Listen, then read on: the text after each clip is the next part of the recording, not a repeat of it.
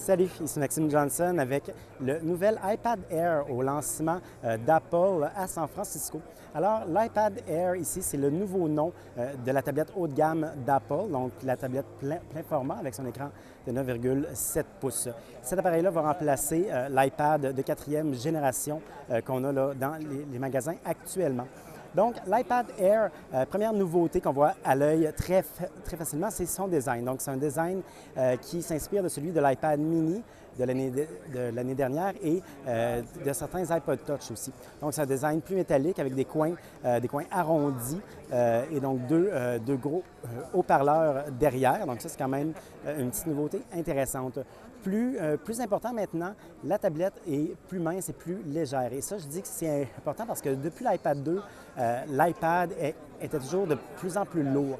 Alors que vraiment cette tendance-là soit renversée, c'est quand même bien parce que là, donc présentement, j'ai cette tablette-là dans ma main depuis plusieurs minutes et j'ai encore aucune fatigue, là.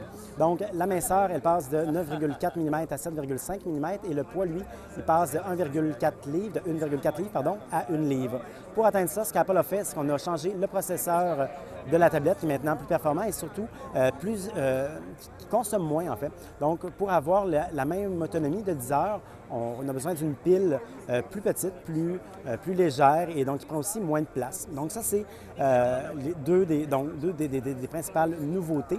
L'autre, maintenant, comme je disais, c'est à l'intérieur. Donc, le processeur, on a maintenant le processeur A7 d'Apple à 64 bits. Donc, c'est le même processeur qu'on retrouve là, dans l'iPhone 5S qui a été lancé en septembre.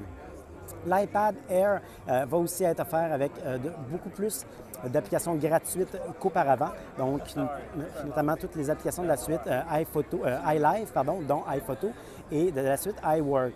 Alors, c'est des applications qui avant étaient vendues généralement de 5 à 10 et qui maintenant sont gratuites.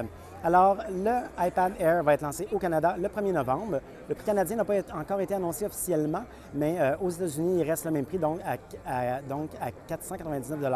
Alors, ça devrait être la même chose au Canada, là, le même prix que l'iPad 4 là, que cet appareil-là remplace. Pour avoir plus d'informations, j'invite à consulter mon site web, maximjohnson.com/techno.